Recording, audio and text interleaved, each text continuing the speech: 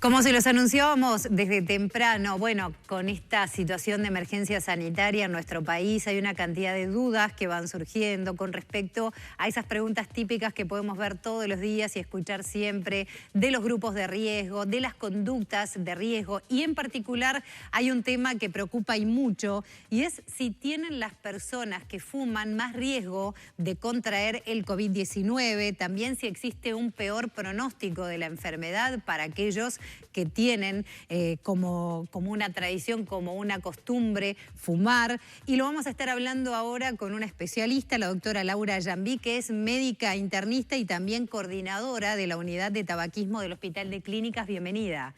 Muchas gracias. Muchas gracias por la invitación. Nos imaginamos lo que debe ser, ¿no? Realmente en estos días, y justamente cuando estamos hablando de algo que afecta principalmente el pulmón, relacionándolo con el tabaquismo, la cantidad de preguntas y de dudas que deben tener sobre eso. Exacto, y es un tema que, como tú decís, Verónica, como el virus, el SARS-CoV-2 da una enfermedad básicamente respiratoria, empezamos distintos grupos profesionales, desde la Facultad de Medicina, desde las sociedades científicas en el país y en la región, a revisar el tema y a mirar los datos que vienen de otros países.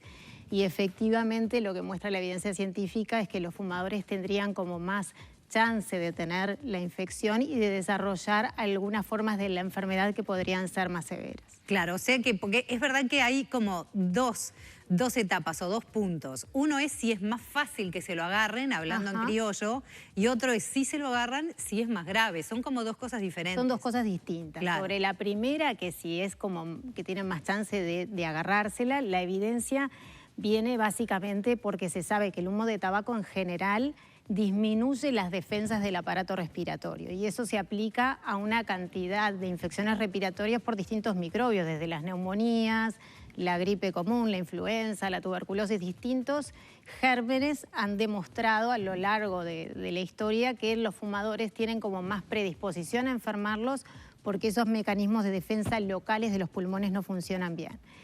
Y específicamente de este virus, hay algunos virus similares de la misma familia coronavirus que dieron pequeños brotes en el Medio Oriente en el año 2012, que hemos escuchado. SARS, el MERS. El MERS, el otro SARS.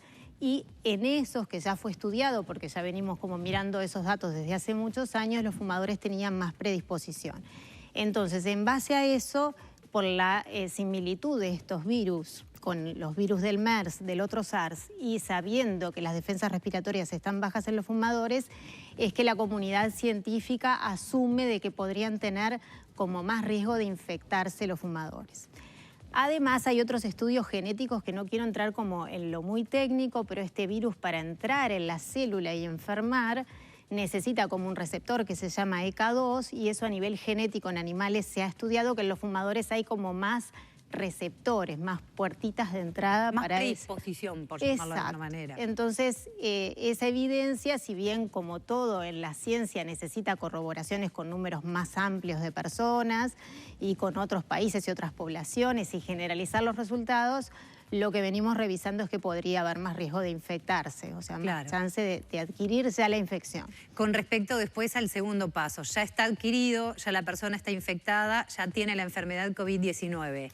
Sí. ¿Por qué es más probable que se pueda llegar a agravar? Bien, entonces, esa segunda parte de la información, que es que los fumadores desarrollan afecciones más severas, proviene del estudio de las casuísticas de los países que ya pasaron por, digamos, por el pico de esto, y sobre todo de estudios que fueron reportados en China, que son de más de 1000 casos, y hay varios autores chinos que han reportado, y lo que se ve en esos casos es que cuando ven las personas que necesitaron un respirador o que tuvieron una forma más grave o que requirieron una internación o unos días en una unidad de cuidados intensivos, ahí hay mayor proporción de fumadores que en los grupos en que tienen una enfermedad leve. Entonces eso, haciendo cálculos de los que son todos los promedios de todas esas casuísticas, da que el tener esa condición de fumador casi que duplica la chance de que la enfermedad pueda ser un poco más severa. Cuando nosotros revisamos estos datos y los armamos en un documento que es regional y que estamos como difundiendo, siempre recalcamos que la idea no es asustar, sino informar y acompañar, porque como que la buena noticia de esto es que sabemos que las personas que dejan de fumar, en cuanto a la salud respiratoria, hay efectos beneficiosos que se ven en forma inmediata. Hay otros que se ven en forma más tardía y a medida que avanza el tiempo van recuperando más salud, pero lo que tiene que ver con la recuperación de las defensas locales y la predisposición a infecciones, el dejar de fumar, digamos, tiene beneficios pronto. Entonces, en ese sentido es que instamos a dar esta información para dar el paso ahora. Dar el paso ahora, claro. Como un buen momento. ¿Qué pasa con, por ejemplo, los vapeadores? Esos ahora, para quienes no están tan familiarizados, por ejemplo, como el cigarrillo electrónico, como los nariles y otro tipo de aparatos que en realidad también sirven para eso. Bien, en esos... digamos, en esas condiciones, por ejemplo, lo que son los dispositivos electrónicos y las pipas de agua, se le suma otro componente más, que es esto del vector inanimado, o sea, de un objeto que la persona va a llevar, todo esto que repetimos todo el tiempo, de que no hay que llevarse las de agua manos. se comparten. Se comparten, tienen un componente como social.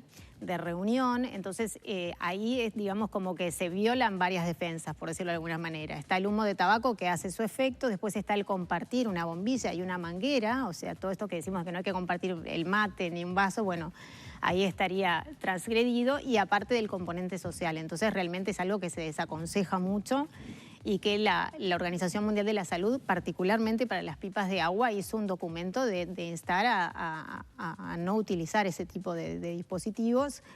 Y con los dispositivos electrónicos, si bien hay menos cúmulo de evidencia, de casuística, lo que sí sabemos es que los mecanismos de defensa respiratorios pueden estar alterados también, y el hecho de el hábito de llevarse el objeto a la boca repetidamente puede ser el momento de entrada del virus, como para cualquier objeto. ¿Qué pasa, por ejemplo, con los cigarrillos de marihuana, con la ingesta de pasta base, con lo que sería ya drogas de otro tipo? Todas son drogas, por supuesto, pero con otros componentes ya se ha estudiado algo de que a cuanto más dura, por ejemplo, la droga, por llamarlo de una forma sencilla, ¿también más riesgo? ¿Hay algo de eso? De eso hay menos información. Sí podríamos como inferirla o extrapolarla de lo que tiene que ver tanto como con la conducta de llevarse el objeto a la boca. En ese sentido estarían como más predispuestos.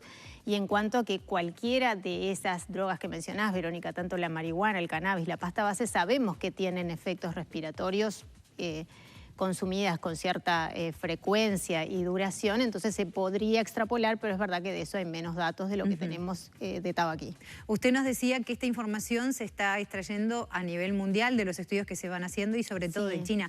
¿Se ha llegado a poder hacer en base a lo poco que hay? Porque lógico, todo va arrancando, todos vamos aprendiendo y ustedes también, pero algo más específico con lo que está pasando en Uruguay con esa incidencia. Bueno, en ese sentido, en el documento, como que de la última recomendación que hacemos todos los que contribuimos en la elaboración es a continuar generando evidencia e información que nos sirva globalmente y que nos sirva localmente.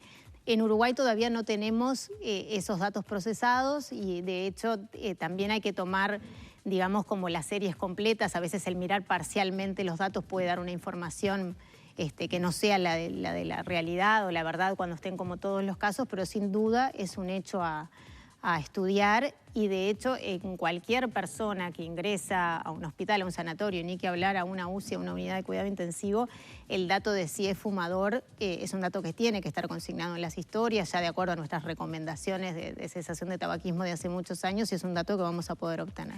Me quedo pensando que con las personas mucho más en ambientes cerrados, quizás adentro de su casa, capaz personas que antes salían a fumar, que eso se daba mucho, ahora se ve que se sale a fumar, lo estén haciendo menos.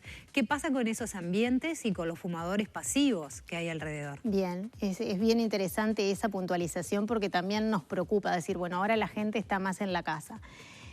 Por suerte, el uruguayo ha incorporado mucho esto de el salir a fumar afuera y de la prohibición de fumar en ambientes cerrados.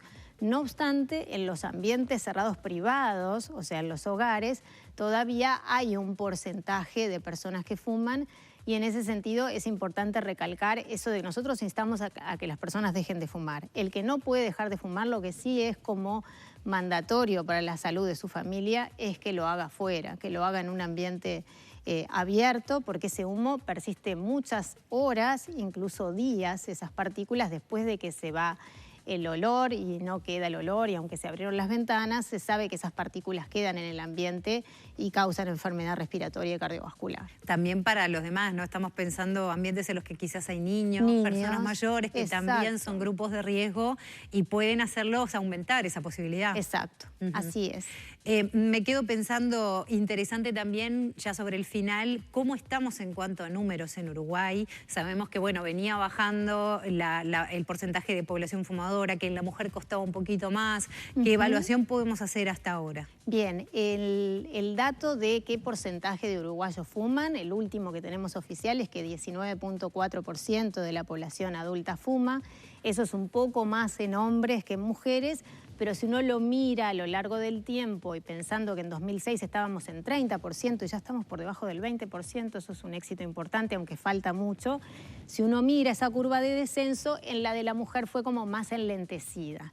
Lo que no quiere decir que igual todavía las mujeres en proporción en nuestro país fuman menos que los hombres. O sea, de ese 19,4% se compone de 2 porcentajes de hombres y mujeres, en el cual el de las mujeres es menor. En los jóvenes escolarizados de 13 a 18, ese porcentaje es más bajo, eso es un muy buen dato. Nuestros jóvenes fuman aproximadamente en un 9,3%, es una cifra por abajo de las 2 cifras, lo cual es bien importante, también con una tendencia decreciente si uno la mira desde el 2006 en adelante, y que tenemos que mantener y bajar más aún.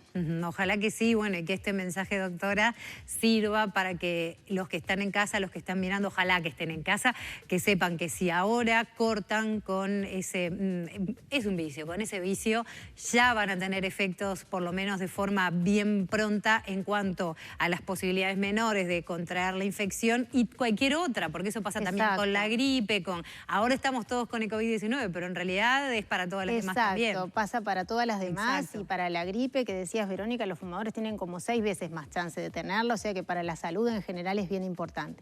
Si me permitís un minuto más, hay muchas personas que dejan de fumar solas, es lo que nosotros llamamos la sensación espontánea, que se motivan y dejan sin mayores ayudas. Hay personas que necesitan una ayuda, y en todas las instituciones de nuestro país, por ley, es mandatorio que haya lo que se llama una policlínica, una unidad de tabaquismo.